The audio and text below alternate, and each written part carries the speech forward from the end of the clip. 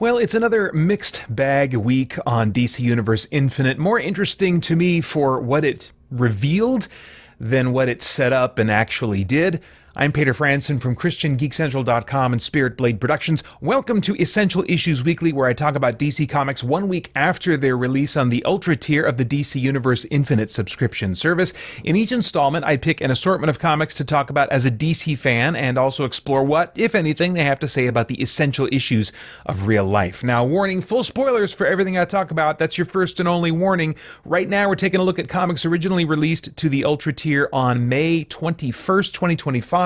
Originally published on April 23rd, 2025. First up is part one of Bad Moon Rising, the new storyline, part of the All-In initiative on The Flash, issue number 20.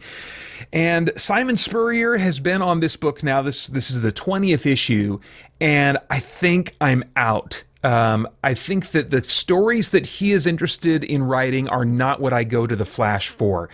I definitely tip my hat to him for how he gets creative with super speed.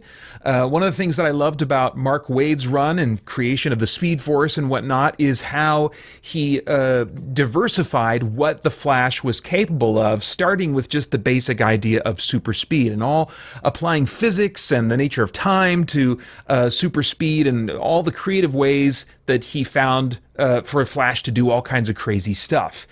And I feel like in some ways, Spurrier is taking that much further, but so much further in the stories that he writes that often there's no super speed involved. There's little to no actual running around, doing things super fast.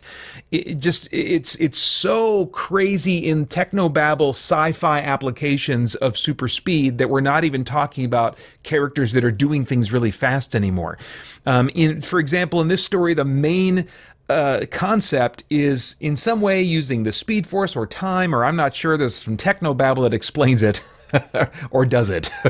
But basically, Wally is splitting himself into multiple Wallies, an army of Wallies that are on, I don't know, some planet-looking thing where this army is being led in a battle that I don't know. I've just lost interest. This isn't what I go to the Flash for anymore. So I think at this point, I'm now just going to be skimming, like flipping and glancing at images to get a basic idea of what crazy stuff is going in the Flash right now, and waiting for a moment for things for this story to settle down again, to remind me and other readers, okay, what's the new status quo? What's the current status quo? Hopefully a change back to something closer to the original Flash costume would be nice too. I think this new design with all the black and stuff is a little bit too busy and off the beaten path. But anyway, the Flash is one of my favorite comic book characters of all time. And so it would pain me too much, I think, to drop it altogether.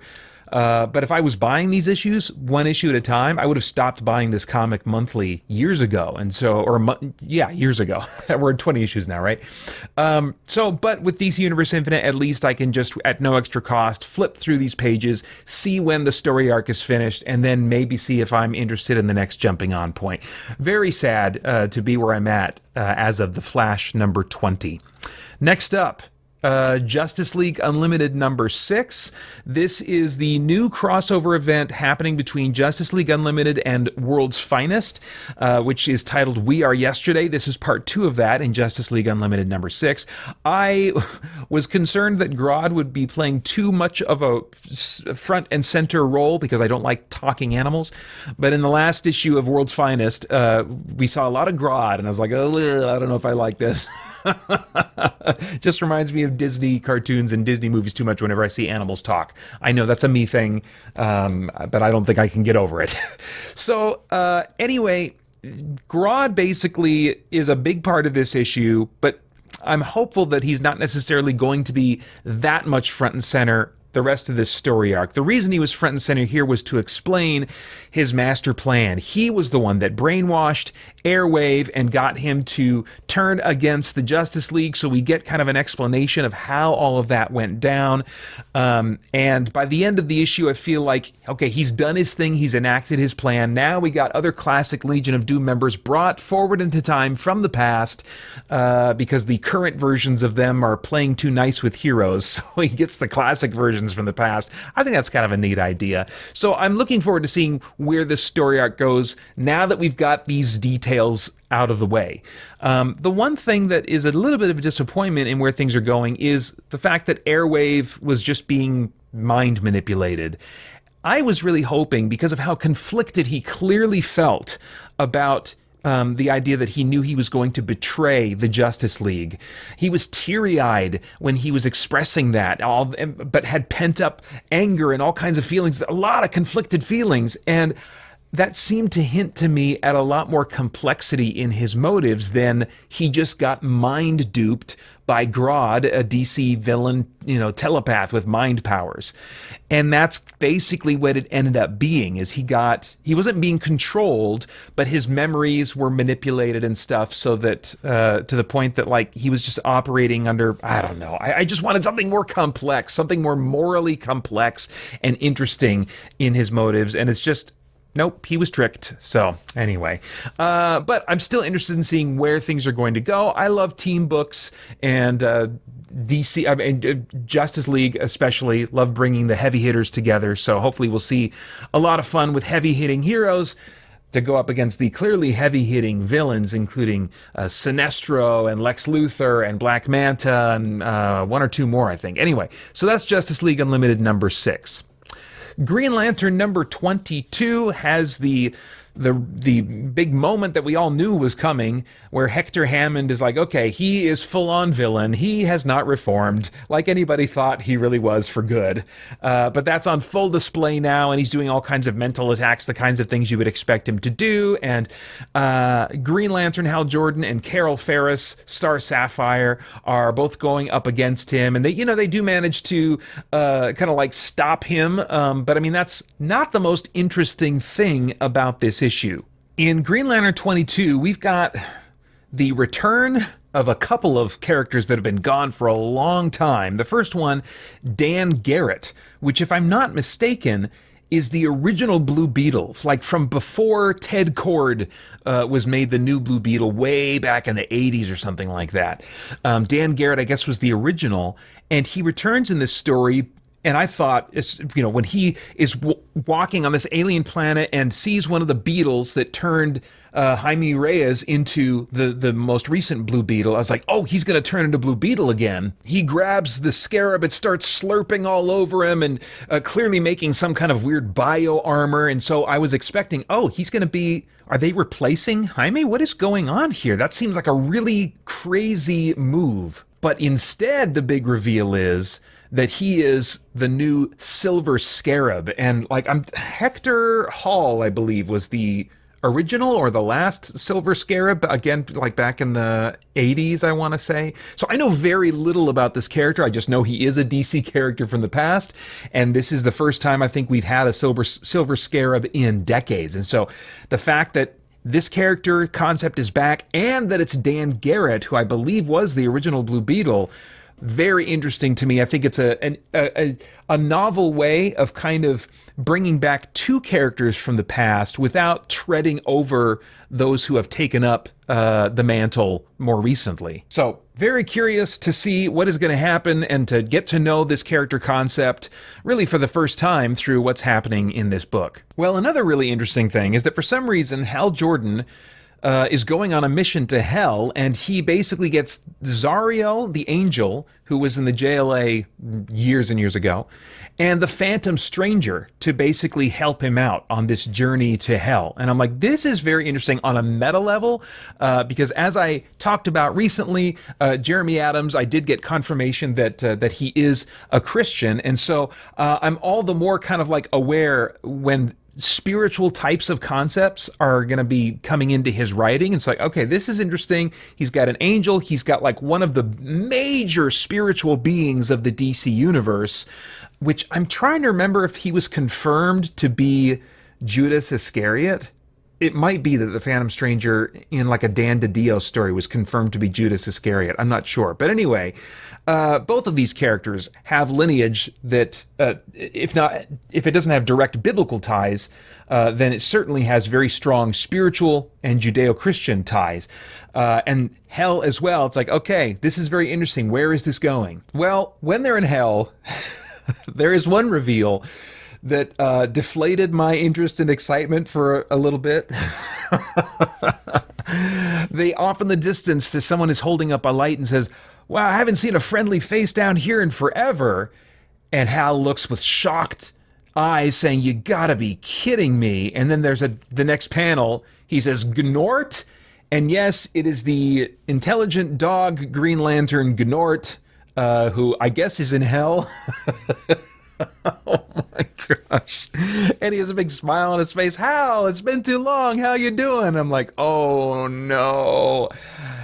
So, I mean, if you couldn't tell from my earlier comments about Grodd, I'm not excited to see another anthropomorphic animal talking in a comic book that I am reading. And I've never been a fan of Gnort. He always strikes me as just silly and, again, like a Disney character. I know there is a contingent of readers that really are going to be excited about this or are excited about this. I'm just not one of them. So I'm like, okay, moving along.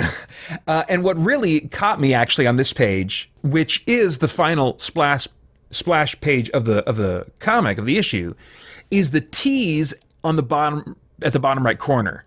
Forget Gnort for a second. It says, "Next, the fight Hal Jordan never saw coming, Green Lantern versus the Spectre." And I'm like, okay. So we had Zoriel, we got Phantom Stranger, and now the Spectre is coming into play. Of all the kind of spiritual characters in the DC universe, the Spectre has the strongest ties to Judeo-Christian belief as the wrath of God. I am a big fan of the John Ostrander, Tom Mandrake run in many ways because it was really, really dark and creepy, and I like those kind of horror sensibilities.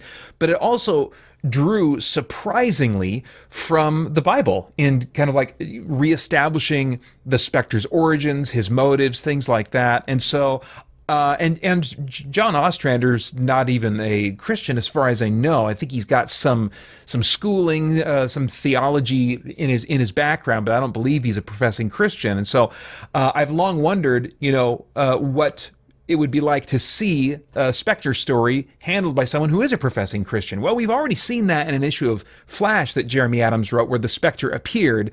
But now this looks like he is the headlining guest character in the next issue. So I'm very, very curious about what that is going to look like under the care of Jeremy Adams. So anyway, that's Green Lantern number 22. Next up, we've got Superman number 25, and this really kind of brings to a head some of the things that I was curious about or I was ready to be done with. The first big thing at the end of this issue is that Lois Lane seems to have lost her powers.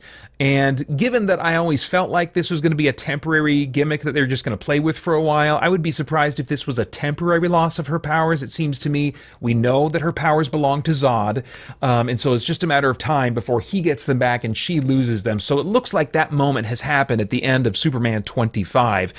We also get the reveal of this mysterious second Lex Luthor, and a big unload at the beginning of this issue on what's been up with Lex Luthor's kind of like turning good for a number of issues now. We get a flashback at the beginning of the story establishing that it was all a part of Lex Luthor's plan to go and fight Superman, to be defeated by him, to go to prison, to have Supercorp set up for Superman to take over, and to find a way to get Superman to trust him enough so that they would be working together for the betterment of Metropolis.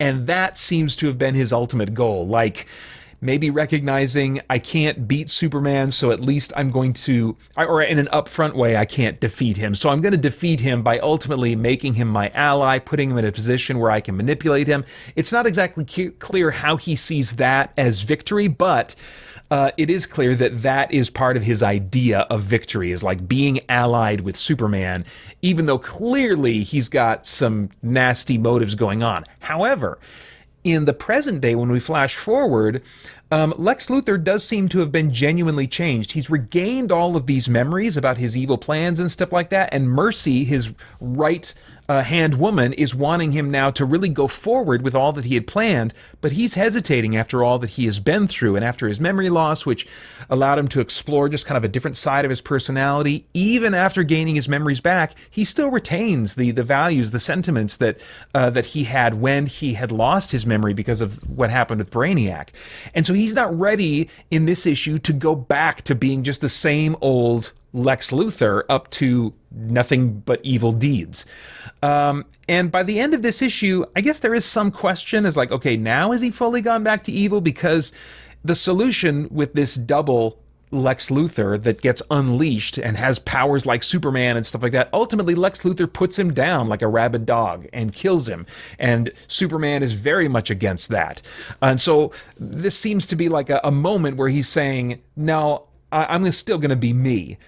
But at the same time, all that we've seen in issue 25 of Superman indicates that these good parts of his character that surfaced because of his memory loss, he does seem to be wanting to hang on to them to some degree. So, who Lex Luthor is as a character, his moral fiber, his virtues that he lives by, a lot of that remains to be seen, but I am hopeful at this point that there is going to be some very interesting moral complexity to Lex Luthor going forward. I've always found him most interesting, as I find most villains most interesting, when there is some moral complexity to their motives. And so that could be what we're being handed here as we finally get to the end of all this stuff that's been going on.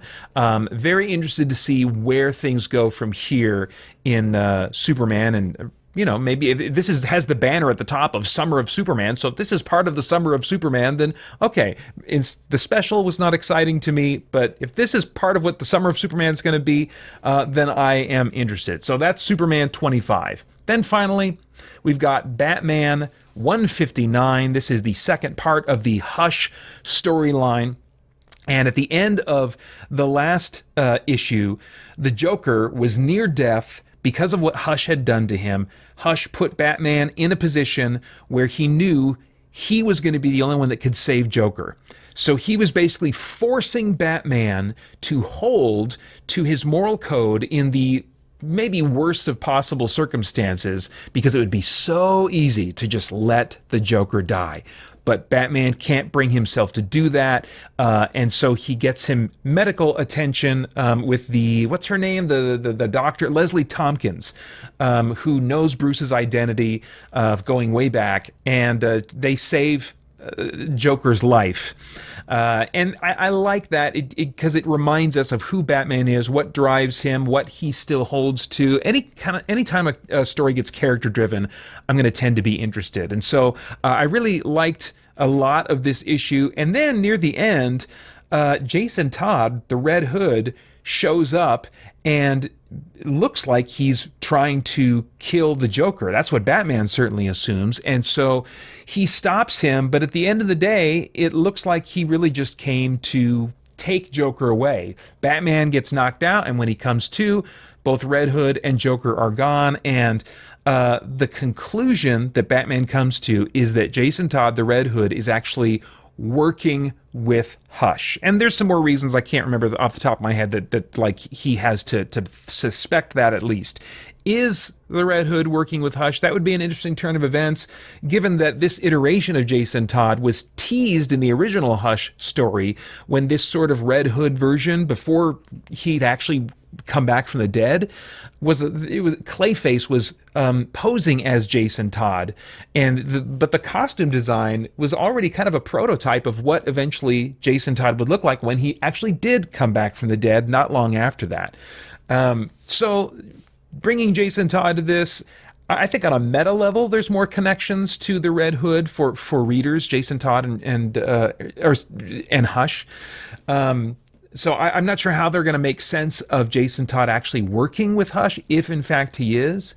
So I'm curious, but I think, the most interesting thing about this issue was that moral dilemma that Batman was faced with the Joker. Anyway, a lot remains to be seen. As I said earlier, I think I'm more interested in what these stories set up, what they kind of tease, than what actually happened in most of these issues.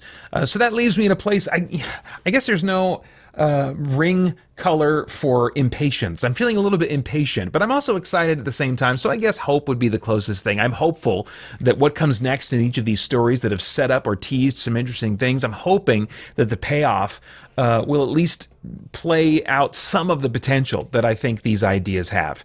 But I guess those are all of my thoughts on comic books for now. As always, would love to get your thoughts in the comments below. Please like, share, subscribe if you'd be willing. That really helps me out. Also, if you want this content as a monthly audio podcast, you can get that. Just go to christiangeekcentral.com. There's a ton of content for you there as we continue to geek out and seek the truth. For more chat about geek entertainment, answers to your questions, and news from the wider world of Christian geekery, get the Christian Geek Central podcast today on iTunes and other podcast services.